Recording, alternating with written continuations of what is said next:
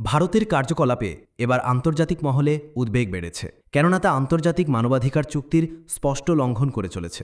ভারতের বিরুদ্ধে রোহিঙ্গা শরণার্থীদের নিয়ে ভয়াবহ অভিযোগ উঠেছে। অন্তত ৪০ জন রোহিঙ্গা দাবি করেছেন তাদের দিল্লি থেকে আটক করে নৌবাহিনীর জাহাজে তুলে সমুদ্রে ফেলে দেওয়া হয়েছে। এই ঘটনায় আন্তর্জাতিক মহলে তীব্র উদ্বেগ তৈরি হয়েছে। জাতিসংঘ বলেছে, এই ধরনের পদক্ষেপ রোহিঙ্গাদের জীবনকে চরম ঝুঁকিতে ফেলে দিচ্ছে। রোহিঙ্গা যুবক নুরুল আমিন জানান, তার ভাই খাইরুল সহ পরিবারের আরও ৪ সদস্যকে মিয়ানমারে ফেরত পাঠানো হয়েছে। তারা বহু বছর আগে প্রাণ বাঁচাতে মিয়ানমার ছেড়েছিলেন, কিন্তু এখন আবার সে যুদ্ধবিধ্বস্ত মাটিতেই ফিরতে হয়েছে, যেখানে প্রতিদিন চলছে সেনা জান্তা ও প্রতিরোধ যোদ্ধাদের মধ্যে সংঘর্ষ। বিবিসি জানায়, আটক শরণার্থীদের প্রথমে দিল্লি থেকে একটি দ্বীপে পাঠানো হয়। সেখান থেকে নৌবাহিনীর একটি বড় জাহাজে তোলা হয়, পরে তাদের সমুদ্রে ছেড়ে দেওয়া হয়। তারা সাঁতরে মিয়ানমারের তীরে ওঠেন এবং বর্তমানে বাহাতু আর্মির নামের একটি বিদ্রোহী গোষ্ঠীর আশ্রয়ে রয়েছেন।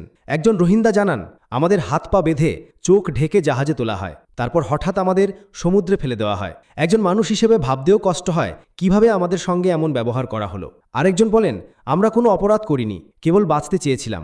ইনসানিয়াত কি হিসাব উনকো ছোড় দেনা চাহিয়ে। ২০২১ সালের সেনা অভ্যুত্থানের পর মিয়ানমারের নিরাপত্তাহীনতা আরও বেড়েছে। জাতিগত গোষ্ঠী, কেন্দ্রীয় বাহিনী এবং সেনা জান্তার মধ্যে রক্তহীন সংঘর্ষ প্রতিদিনই বেড়ে চলেছে। এই অবস্থায় রোহিঙ্গাদের জোর করে ফেরত পাঠানো আন্তর্জাতিক আইনের লঙ্ঘন বলেও মনে করছেন বিশেষজ্ঞরা।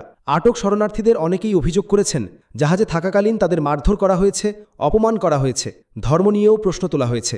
জাতিসংঘের বিশেষ প্রতিনিধি টমাস অ্যান্ড্রুজ জানিয়েছেন, তার কাছে এসব অভিযোগের গুরুত্বপূর্ণ তথ্য ও প্রমাণ রয়েছে। তিনি এই বিষয়ে ভারতের জাতিসংঘ মিশনের প্রধানকে অবগত করেছেন। তবে ভারতের পক্ষ থেকে এখনও কোনো আনুষ্ঠানিক প্রতিক্রিয়া পাওয়া যায়নি।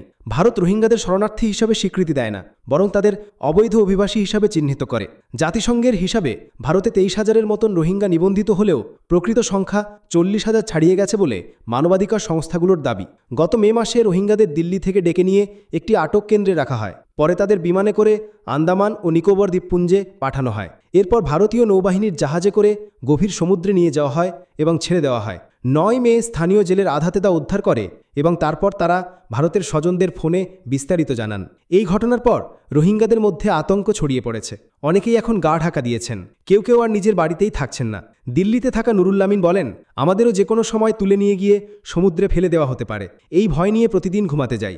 এ ঘটনার পর সেই রোহিঙ্গা যুবক নুরুল আমিন ও তার এক আত্মীয় ভারতের সুপ্রিম কোর্টে আবেদন করেছেন যেন ওই নির্বাসন বন্ধন করা হয় এবং শরণার্থীদের ফিরিয়ে আনা হয়। তবে আদালত তা অবাস্তব কল্পনা বলে আপাতত শুনানি স্থগিত করেছে। নতুন তারিখ নির্ধারণ করা হয়েছে ২৯ সেপ্টেম্বর।